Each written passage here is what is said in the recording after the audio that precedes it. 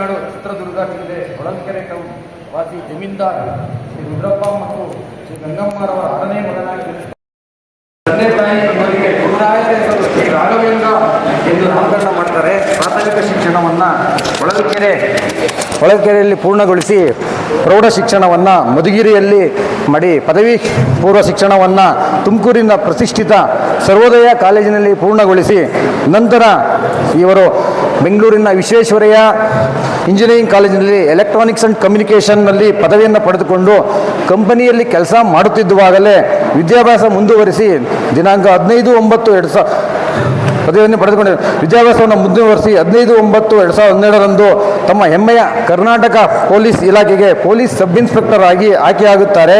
ಬುನಾದಿ ತರಬೇತಿಯನ್ನು ಮೈಸೂರಿನಲ್ಲಿ ಪೂರ್ಣಗೊಳಿಸಿಕೊಂಡು ನಂತರ ಕೊಡಗು ಜಿಲ್ಲೆ ಮಡಿಕೇರಿ ಪೊಲೀಸ್ ಠಾಣೆಯಲ್ಲಿ ಪ್ರಾಯೋಗಿಕ ತರಬೇತಿಯನ್ನು ಪೂರ್ಣಗೊಳಿಸಿ ನಂತರ ಬೆಂಗಳೂರಿನ ಸ್ಟೇಟ್ ಕ್ರೈಮ್ ರೆಕಾರ್ಡ್ ಬ್ಯೂರೋಗೆ ವರ್ಗಾವಣೆಗೊಂಡು ಅಂದಿನ ಅಧಿಕಾರಿಗಳು ಇವರ ಇಂಜಿನಿಯರಿಂಗ್ ಪದವಿ ಮತ್ತು ಇವರ ಜ್ಞಾನವನ್ನು ಗುರುತಿಸಿ ಹೊಸದಾಗಿ ಸೃಜನೆಯಾಗಿದ್ದ ಪೊಲೀಸ್ ಐಟಿಯನ್ನು ಇಂಪ್ರೂವ್ಮೆಂಟ್ ಮಾಡಲು ಇವರನ್ನು ನೇಮಕ ಮಾಡ್ತಾರೆ.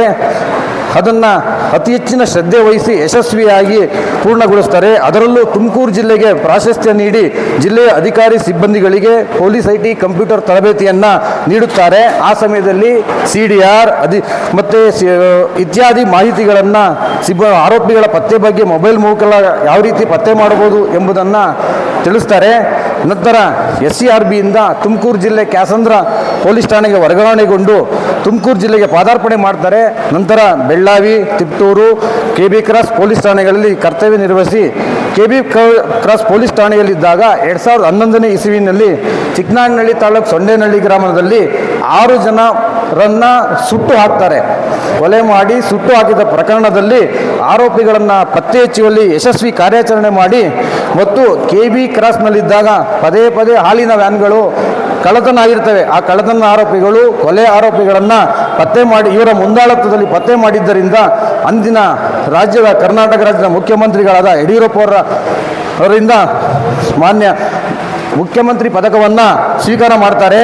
KB ಕ್ರಾಸ್ ಠಾಣೆಯಲ್ಲಿರುವಾಗಲೇ ದಿನಾಂಕ 22/11/2012 ಇವರಿಗೆ ಪೊಲೀಸ್ ಇನ್ಸ್ಪೆಕ್ಟರ್ ಆಗಿ ಪದೋನ್ನತಿ ಹೊಂದಿ ತುಮಕೂರು DCRB ವಿಭಾಗಕ್ಕೆ ವರ್ಗಾವಣೆಯಾಗಿ ಕರ್ತವ್ಯ ನಿರ್ವಹಿಸುತ್ತಿರ್ತಾರೆ. ಪೊಲೀಸ್ ಇನ್ಸ್ಪೆಕ್ಟರ್ ಆಗಿ ಪದೋನ್ನತಿ ಹೊಂದಿದ ನಂತರ ಸರಿಗೆ ಕಂಕಣ ಭಾಗ್ಯ ಕೂಡಿ ಬರುತ್ತೆ.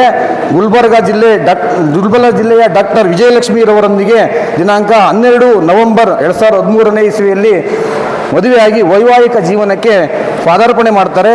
ಇವರಿಗೆ ಮುದ್ದಾದ ಪ್ರತೀಕ್ಷಾ ಎಂಬ ಹೆಣ್ಣು ಮಗಳಿರ್ತಾಳೆ. DCRBಯಿಂದ ವರ್ಗಾವಣೆಗೊಂಡ ನಂತರ ತುಮಕೂರು ಸಿಟಿ ತಿಲಕ್ ಪಾರ್ಕ್, ರಾಜ್ಯ ಗುಪ್ತವಾರ್ತೆ, ನಂತರ ತಿಲಕ್ ಪಾರ್ಕ್ ವೃತ್ತ, ನಂತರ DCIB ತುಮಕೂರು, ನಂತರ ಹಿರಿಯೂರು ವೃತ್ತಕ್ಕೆ ವರ್ಗಾವಣೆಗೊಂಡು ಅವರ ಸ್ವಂತ ಜಿಲ್ಲೆ ಚಿತ್ರದುರ್ಗ ಜಿಲ್ಲೆಗೆ ಹೋಗಿ ಸತತ 3 ವರ್ಷಗಳ ಕಾಲ ಕರ್ತವ್ಯ ನಿರ್ವಹಿಸಿ ಪುನಃ ತುಮಕೂರು ಜಿಲ್ಲೆ ಶಿರಾ ಗ್ರಾಮಾಂತರ ವೃತ್ತದ ಸರ್ಕಲ್ ಇನ್ಸ್ಪೆಕ್ಟರ್ ಆಗಿ ವರ್ಗಾವಣೆಗೊಂಡು ದಿನಾಂಕ 30/1/2023ಕ್ಕೆ ವೃತ್ತದ ಪರಭಾರವನ್ನು ವಹಿಸಿಕೊಂಡು ನಂತರ ತಾವರೆಕೆರೆ ಠಾಣೆಯಲ್ಲಿ ವರದಿಯಾದ ಕೊಲೆ ಪ್ರಕರಣ, ಪಟ್ನಾಯಕನಹಳ್ಳಿ ಪೊಲೀಸ್ ಠಾಣೆಯಲ್ಲಿ ವರದಿಯಾದ ಕೊಲೆ ಪ್ರಕರಣ ಮತ್ತು ವೃತ್ತದಲ್ಲಿ ಹಲವಾರು ಅತ್ಯಾಚಾರ ಪ್ರಕರಣಗಳಲ್ಲಿ ಆರೋಪಿಗಳನ್ನು ಪತ್ತೆ ಹಚ್ಚಿ ಇರ್ತಾರೆ.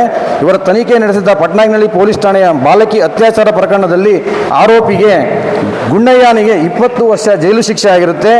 ಇದಲ್ಲದೆ ಮಾನ್ಯ SP ಸಾಹೇಬ್ರವರು ರಾಘವೇಂದ್ರ ಸರ್ ಅವರ ಮುಂದಾಳತ್ವದಲ್ಲಿ ಪೊಲೀಸ್ ಇನ್ಸ್ಪೆಕ್ಟರ್ಗಳಾದ ರಾಮಕೃಷ್ಣಯ್ಯ, ಅವಿನಾಶ್ ರವರು ಮತ್ತು ಸಿಬ್ಬಂದಿಗಳ ತಂಡಗಳನ್ನು ನೇಮಕ ಮಾಡುತ್ತಾರೆ. ಈ ತಂಡ ಜಿಲ್ಲೆಯಲ್ಲಿ ಹಾಗೂ ಹೊರ ಜಿಲ್ಲೆಯಲ್ಲಿ ದಾಖಲಾಗಿದ್ದ ಒಟ್ಟು 22 ಸರಗಳ್ಳತನ ಪ್ರಕರಣಗಳಲ್ಲಿ ಆರೋಪಿಗಳಾದ ಮಹಾರಾಷ್ಟ್ರ ರಾಜ್ಯದ ಇರಾನಿ ಗ್ಯಾಂಗ್ ಸಾದಿಕ್, ರಫೀಕ್, ಹಸನ್ ಅಲಿ, ಅಬ್ಬಾಸ್ ಅಲಿ ರವರನ್ನು ಪತ್ತೆ ಹಚ್ಚಿ ಅವರುಗಳಿಂದ 52 ಲಕ್ಷ ರು ಬೆಲೆ ಬಾಳುವ ಸುಮಾರು 680 ಗ್ರಾಂ ಬಂಗಾರವನ್ನು ವಶಪಡಿಸಿಕೊಂಡು ನೊಂದವರಿಗೆ ಕೊಡಿಸುತ್ತಾರೆ. ಇದಲ್ಲದೆ ಕೋರಾ ಡಕಾಯಿತಿ ಪ್ರಕರಣ, CS ಪುರ ಹಾಗೂ ಹೊರ ರಾಜ್ಯದ ಆರೋಪಿಗಳನ್ನು ಪತ್ತೆ ಹಚ್ಚಿರುತ್ತಾರೆ. ಇದೆಲ್ಲ ಅಲ್ಲದೆ ರಾಜ್ಯದ ಮಾನ್ಯ ಗೃಹ ಮಂತ್ರಿಗಳ ವಿರುದ್ಧ ಸಾಮಾಜಿಕ ಜಾಲತಾಣದಲ್ಲಿ ಅವಹೇಳನವಾಗಿ ಮಾತನಾಡಿದ ಆಸಾಮಿ ಮೋಹಿತ್ ನರಸಿಂಹಮೂರ್ತಿಯನ್ನು ಹೊರರಾಜ್ಯ ಉತ್ತರಾಖಂಡದಲ್ಲಿ ಅರೆಸ್ಟ್ ಮಾಡಿ ಕರ್ನಾಟಕ ರಾಜ್ಯಕ್ಕೆ ತರುತ್ತಾರೆ.